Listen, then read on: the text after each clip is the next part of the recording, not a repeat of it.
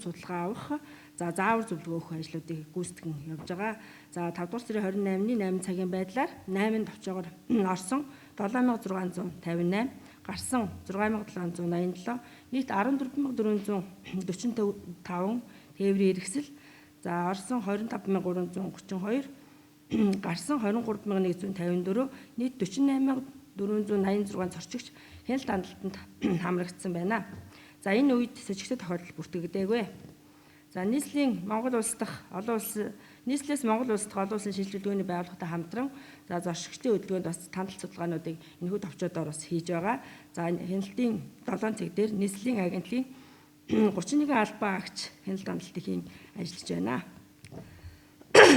Шинэ коронавирусын алдуурын тархалтын энэ үед бас нийслэлийн төр захиргааны 947 төрлийн албан агч маань 485 чиглэлд үйл ажиллагаа эргүүлийг хийж 1337 зөрчил илрүүлэн ажилласан байна. За мөн зам тээврийн яамны мэдээгээр 14 галт тэрэг, 5347 зорчигч, 18 нислэгээр 890 зорчигч хяналт хандлтанд хамрагдсан. Энэ үед сэжигтэй тохиолдол бүртгэгдээгүй байна.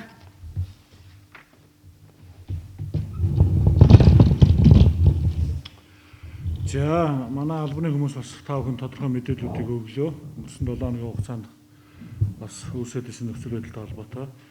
За бас дээр нэмээд одоо та бүхэнд нэмэлт мэдээллүүдийг өгье. За өчигдөр болсон энэ харамсалтай хэргийн талаар бид нар өчигдөр орой бас албаны хүмүүсээс тайлбарлал өгүүлсэн байгаа. За нэмээд 1-2 зүйлийг бас нэмж тайлбарлая. За мэдээж энэ бол туйлын харамсалтай хэрэг. Өсвөрийн одоо 4 хүү одоо усан толионд тоглож байгаад энэ нас алдсан ийм хэрэг өчигдрөөрөө гарсан. Тэр тухай бүр бид мэдээлэл хийсэн. За нийслэлийн медиагаас очиж анхны мэдээллийг та бүхэнд хүргэсэн байгаа. Нэг зүйлийг бас онцолж хэлье. Яг энэ газар дээр газрын дэрэгдүүр 7.2 км дугуйн зам баригдаж байгаа. Өөрөөр хэлбэл маршлын гүүрнээс Улаастан гүүр хүртэл 7.2 км дугуйн зам. За энэ дугуйн замын үйл ажиллагаа явцыг одоо хянахаар хотын дарга 5 сарын 10-ны өдөр бол Ням гарагт очиж ажилласан байдаг. За нийслэлийн медиа цуг очиж ажилласан. За энэ үеэр яг одоо та өчигдөр үүсээд ирсэн нөхцөл байдалтай холбогдуулаад газар ухтсан, сэндэлцсэн, дугуйн замын тараас турсан газрыг одоо шорон овоо үүсгэсэн ийм нөхцөл байдлууд бол байсан. Хотын дарга тухайн үед энэ ямар учиртай ямар газрууд яагаад ингэж ажил явуулахгүй үйл ажиллагаа болоод идэв юм бэ? Энэ дээр бол яаралтай хянар шалгалт явуулж одоо ажлын хэсэг байгуул шалгахын зүйтэй байна гэд. Ингээд 5 сарын 13-нд бол ажлын хэсэг байгуулах, холбогдох байгууллагуудын албан тушаалтнууд орсон ажлын хэсэг байгуулагдаад 7 хоногийн хугацаанд энэ хамт хаалт компанид шалгалт хийгдээд за 5 сарын 21-ний өдөр нийслэлийн засаг даргын зөвлөлийн хуралдаан дээр бол ажлын хэсгийн нарийн бичгийн дарга нь бол мэдээлэл хүргэж танилцуулсан байдаг. За энэ үед бол одоо үндэсний цэцэрлэгт хүрээлэнгийн урд хэсэгт байрлаж байгаа энэ хамт хаалт компани бол зөвшөөрлөгөө барилгын ажлаа эхэлсэн. Мөн одоо усны тухай хууль холбогдох олон хуулийг бол зөрчсөн байгаа учраас энэ барилгын хамт хаалт компани үйл ажиллагаа зогсоох. За мөн үндэсний цэцэрлэгт хүрээлэнгийн удирдлагуудтай хариуцлах тооцох асуудлыг бол бас ярьсан байдаг юм аа. Тэгээд хэдий тийм боловч бол ийм эмгэнэлтэй хэрэг харамсалтай хэрэг гарсанд бол бас харамсаж байгаагаа нэгдүгээр илэрхийл. Хоёрдугаарт бол хариуцлагаас ямар нэг албан тушаалтан бол нолторох ёсгүй.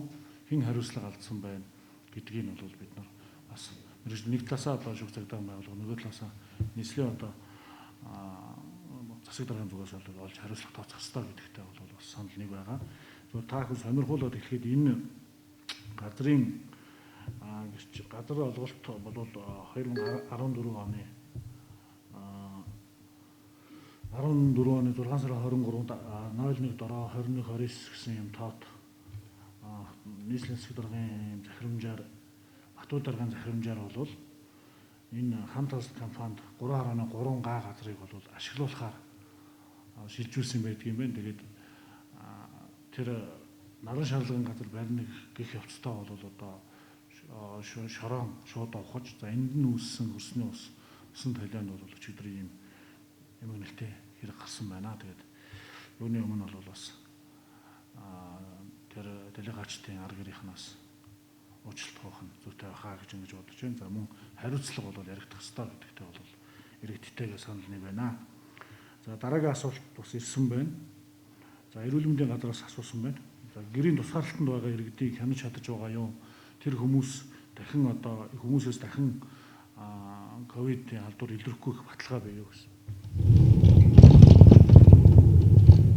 За гэрийн ажиглал тусгаарлалт бол өрхийн эрүүл мэндийн төвийн хяналтанд байнгын өгдөж байгаа. За ганц нэг одоо бас гэрийн ажиглалтаас өрхийн хэмжийн утсыг авахгүй байх тохиолдол бас гарсан байгаа. Энэ дээр бас түргэн шуурхай ажиллаж бас тухайн хүнтэй холбогдож бас гэрийн ажиглалт гэртээ байлгах шаардлагыг бас тавьсан байгаа. За ер нь бол дэлхийн дахины гарчаад байгаа цар тахал маань за эргээд одоо тий Хятад улс болон зарим улсуудад эргэж нөгөө өвдсөн хүмүүс маань дахин өвдөд байгаа гэсэн тохиолдлууд гараад байгаа. За манай Монгол улсад одоо энэ бас эргээд энэ хүн маань өвдөд идэгсэн хүн маань өвднө гэсэн эсвэл өвдөхгүй байх гэсэн баталгааг бол одоохондоо бид бол өгч чадахгүй. За энэ бол цаг хугацааны л асуудал байгаа. За одоогоор бол эдгрээд гарсан хүмүүс маань эргээд өвдсөн тохиолдол байхгүй байгаа. За ингээд хэвлэлийн хурлаа мэдээллийн цагийг энэ түрээд өндөрлөө.